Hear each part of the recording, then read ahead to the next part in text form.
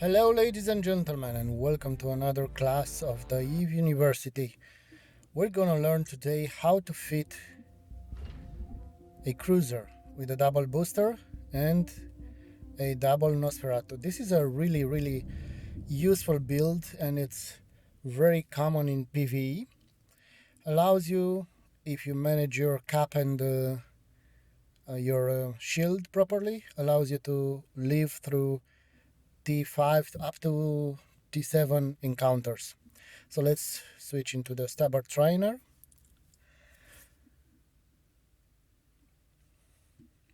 and let's look at the fitting. As you can see, we have in the lower slots, we have two shield boosters. They're Mark 5 shield boosters. They can be even Mark 3, but Mark 5 it's better. And one damage control, one gyro stabilizer, which allows you to have higher DPS for your cannons. You see that there is no afterburner, and this means that this particular fit is specifically for PvE, as you cannot actually run away from players. So you can even say it's for high sec PvE. In the mids, you have two Nosferatus, medium Nosferatus, Mark 5, and a drone slot. And in the highs, you have four weapon slots, which for this particular cruiser should be cannons, because it has a bonus to cannons.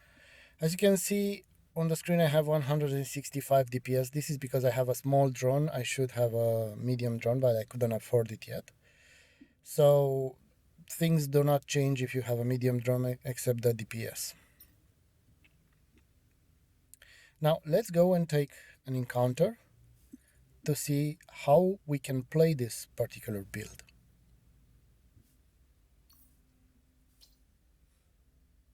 Let me choose a combat encounter, the closest one, and let's travel to Elonaya in order to fight the Guristas pirates. It is very important with this fitting to manage both your cap, your capacitor, and your shields, because having the double boosters allows you to turn that capacitor into the shields in a quite fast recharge rate of the shields. So actually this is your tank, your both shield boosters running at the same time. On the other hand, if you don't pay attention and you go out of the Nosferatu optimal range and the fall-off, even if the Nosferatus will work, you won't get any other indication that you are not draining capacitor, you're not refilling your capacitor. So this could lead to empty capacitor, which will lead to inactive shield boosters, which can lead to certain death. I say that because I had the pleasure of losing a Thrasher fleet issue exactly like this. I mean, I was tanking perfectly the T7 mission, but at some point I strayed away from my current target and was trying to nos with the small noses at 12 kilometers, which didn't work at all. And in the end, I couldn't even warp away because I had no capacitor to do that.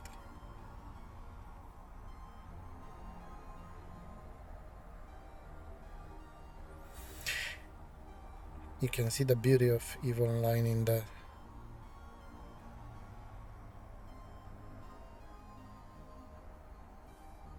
textures in the space.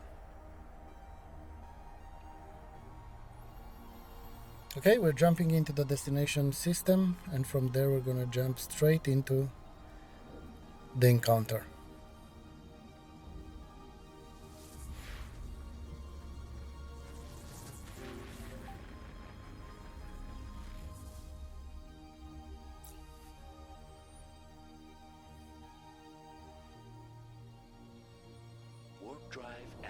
Jumping into the encounter, we're gonna need to take care about the order of the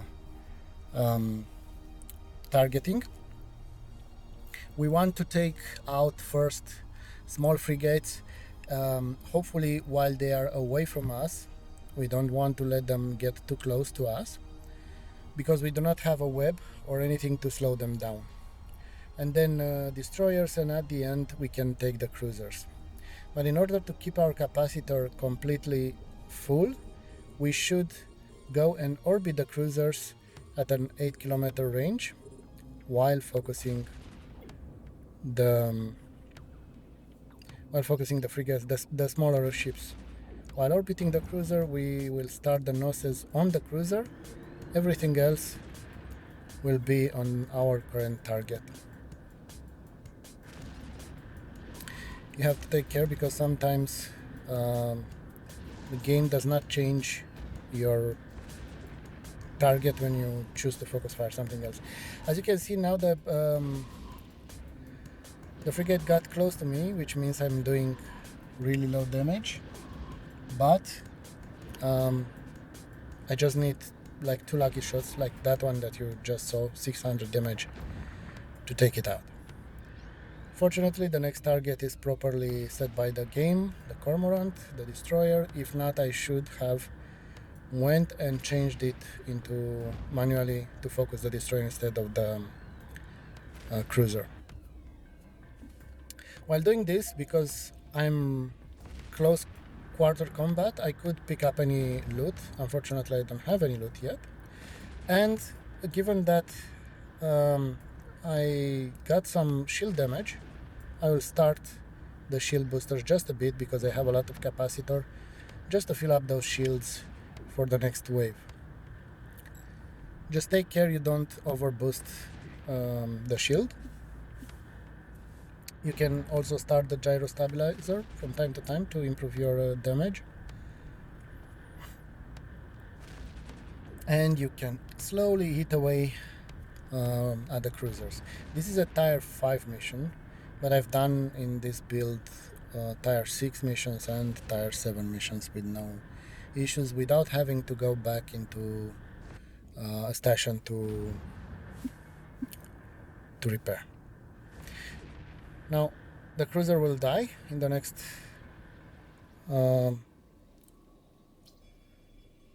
I can loot it and I can log the new ones. I'm gonna choose the cruiser, I'm gonna approach it in order to orbit it. I won't just give the orbit order right now because the trajectory that the ship is gonna take is gonna be a bit weird, and I'm gonna focus fire on the Heron. There's no point in me starting the Nosferatus until I'm like 12 kilometers away, because if we look at the Nosferatu, we can see that the optimal range is 8 kilometers, which is my orbit range also, and the fall-off is 4 kilometers, so it doesn't really do any cap draining at more than 12 kilometers. I'm just gonna start them now, and I can give a few shield boosts just to make sure. I'm gonna focus fire the Cormorant just to make sure I keep my shields up. Now, this particular mission and Guristas Pirates do not are not very difficult, so there's no need to just use both shield boosters at the same time. But at tier 6, at tier 6 missions and maybe tier 7 missions, you will see that you will need both shield boosters running at the same time. Just another gyro stabilizer cycle to pump up the damage a bit. And a light touch on the shield booster to top up shield because we have a lot of capacitor.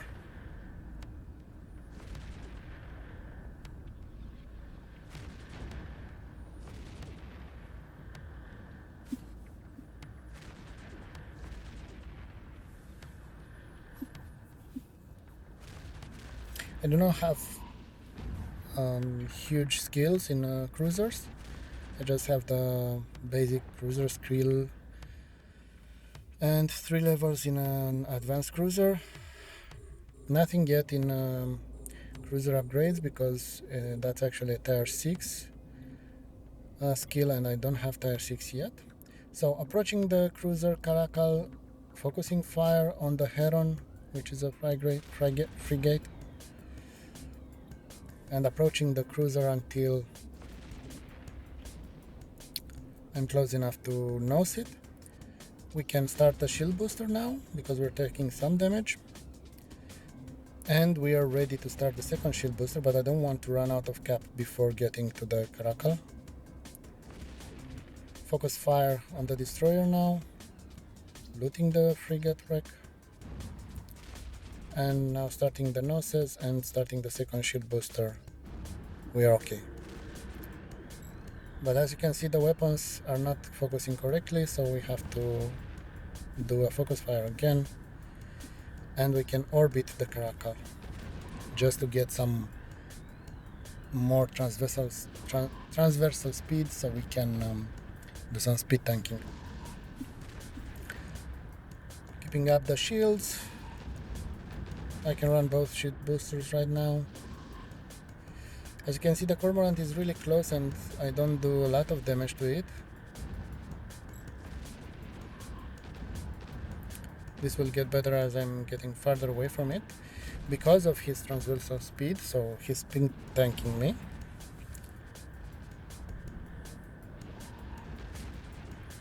And now we can just focus on the cruiser. I'm just gonna leave. I'm just gonna attack the closest one, the one I'm hovering, and after that I'm just gonna go to the second cruiser. Slowly crawl towards him without my afterburner, and then wearing it down. So this is taking me something like, I don't know, 3-5 minutes to finish this particular mission, maybe 7-10 minutes. I will check afterwards, and gives me like 200-300k from bounties plus the mission reward plus any loot that I get, which is decent, I would say, for this amount of time in a training cruiser.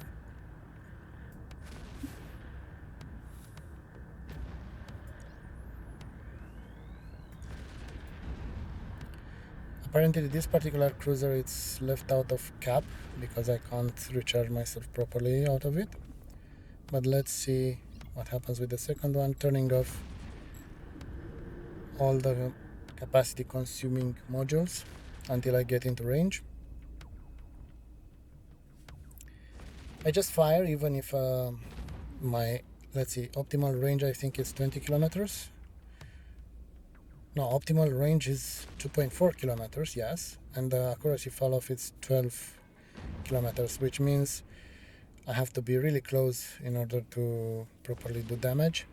I cannot orbit at 2 kilometers, that would be great, but I cannot do that because of my transversal speed. My inertia is too big, I believe. Let's try it, let's see. So orbit at 2 kilometers, 1 kilometer, let's see if we can do it. Okay, then let's also test it without destroying this particular cruiser.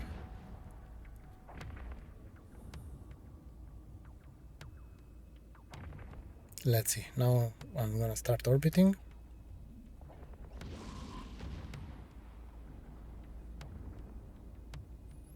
The drone is still killing it. Okay, so I can do it at 2 kilometers at my speed. Well, this is now the new preferred range for me. Let's see what damage can we do at 2 kilometers. Oh damn, 611 in a shot.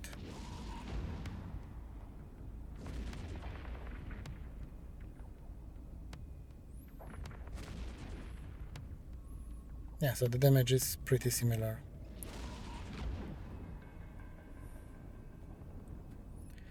And we've killed the last cruiser and we've finished the mission. So this is it, ladies and gentlemen, a double shield booster, double Nosferatu build for the Strabber Trainer Cruiser. Hope you liked it, and I'll see you next time.